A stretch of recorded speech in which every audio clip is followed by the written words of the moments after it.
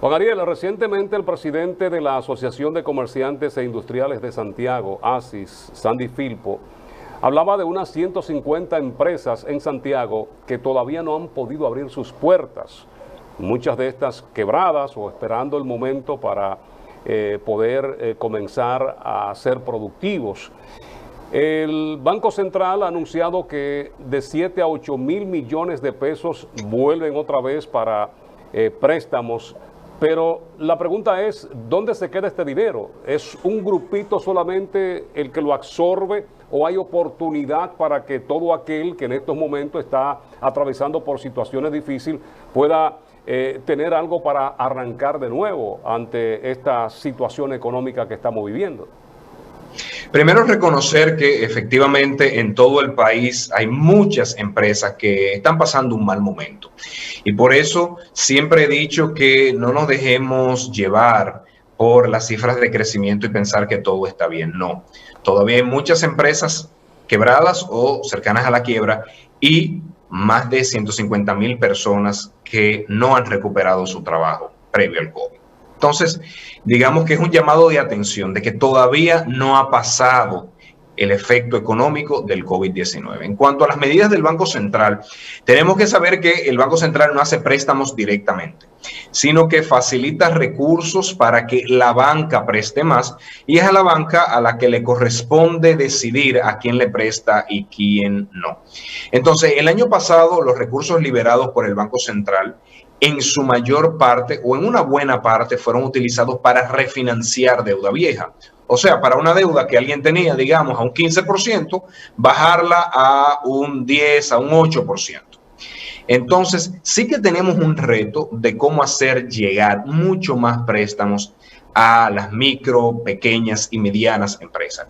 ¿Por qué? Porque la banca tradicionalmente no le presta tanto a este segmento. Y aunque el Banco Central ponga a disposición recursos, no son clientes habituales de la banca.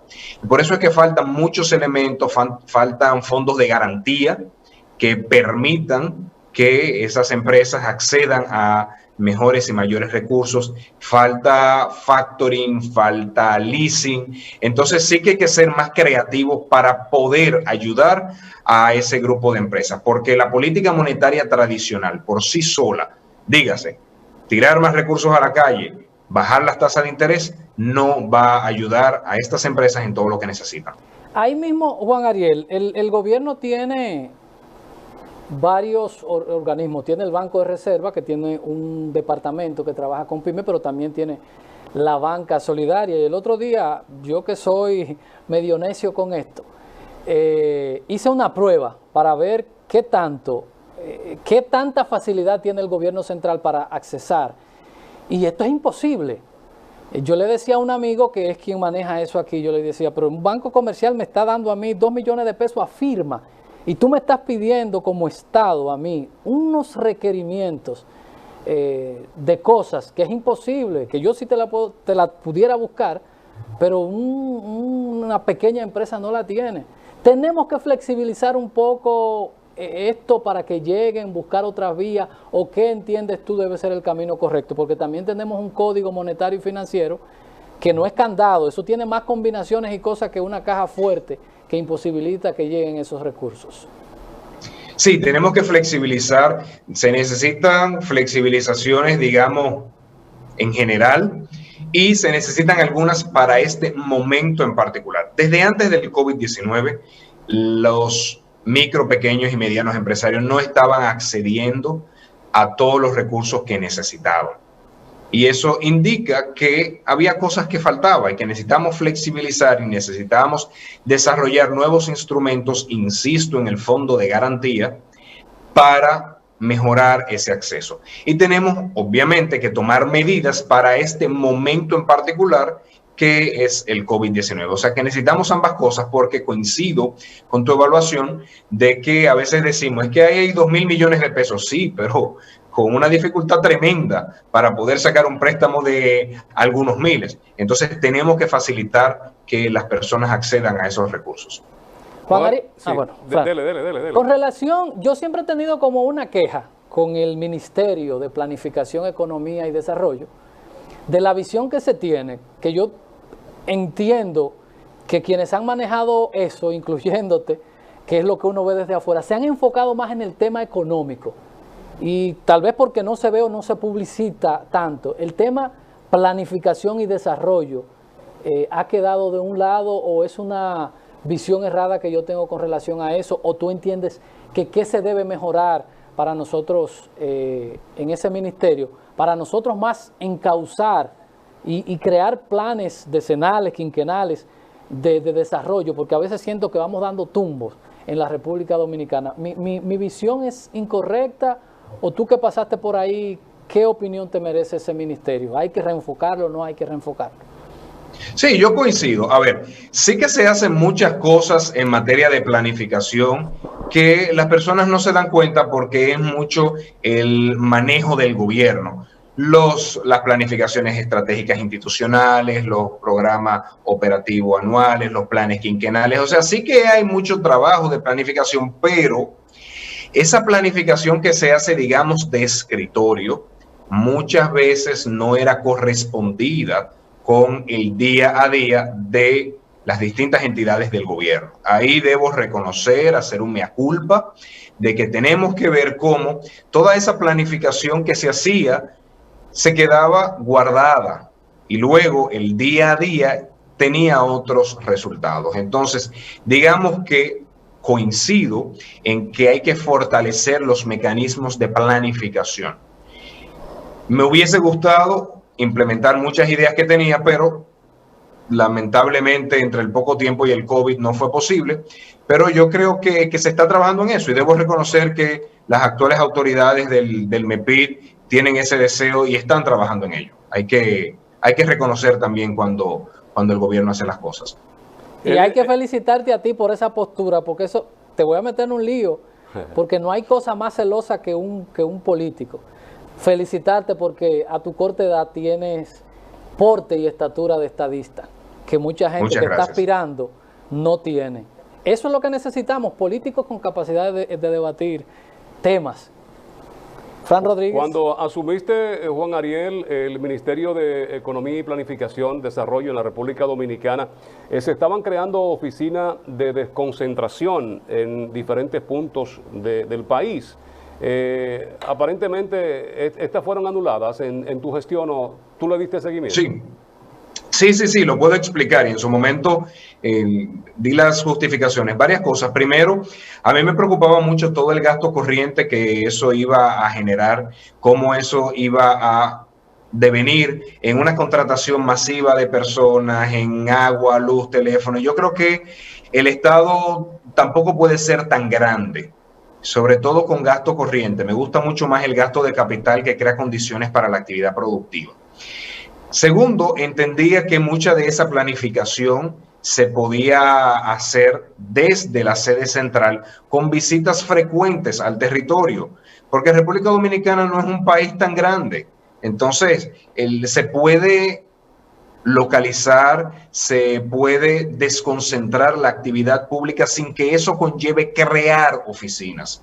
La fiebre no está en la sábana. No es en contratar personas y tener un local que están las cosas, es en la toma de decisiones. Y tercero, por el momento electoral que se estaba viviendo, personalmente no quería tener la presión de nombrar personas para fines políticos. Entonces, por eso, en ese momento decidí cerrar las oficinas y si me tocase ser ministro, mantendría que la planificación se territorialice sin que eso conlleve a abrir cosas, contratar más gente, no.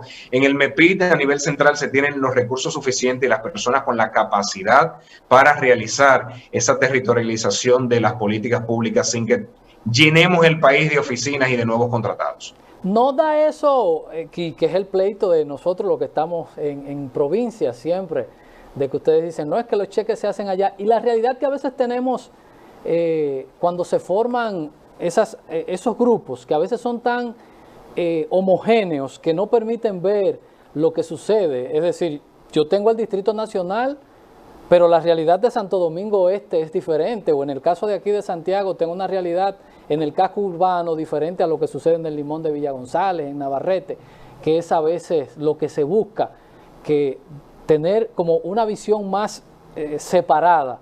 ¿Cómo lograr eso, Juan Ariel, que tú dices, desde una sede central, cuando tenemos realidades sociales, económicas tan distintas en un país que es un arcoíris, que es un tricolor de muchísimas cosas?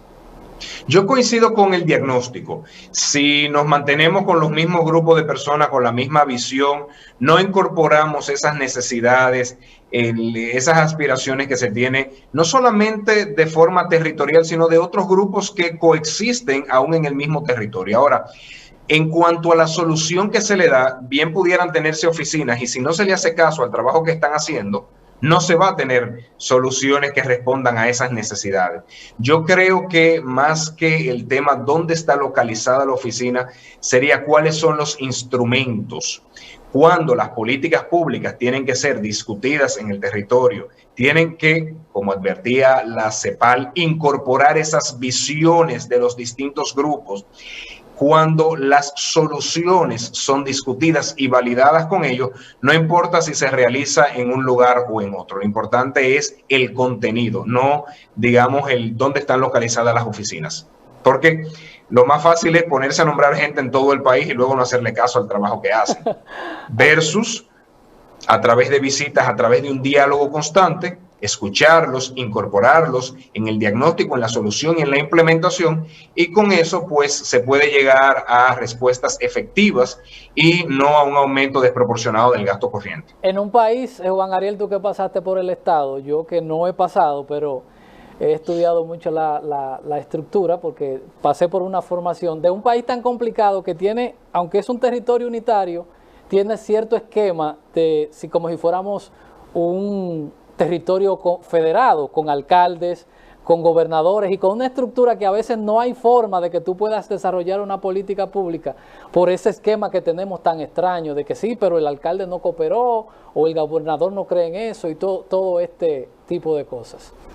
Sí, y hay mecanismos, las agencias provinciales de desarrollo, los consejos municipales, o sea, lo que pasa es que tenemos que acostumbrarnos a tener la humildad y la apertura suficiente para incorporarlos en las tomas de decisiones.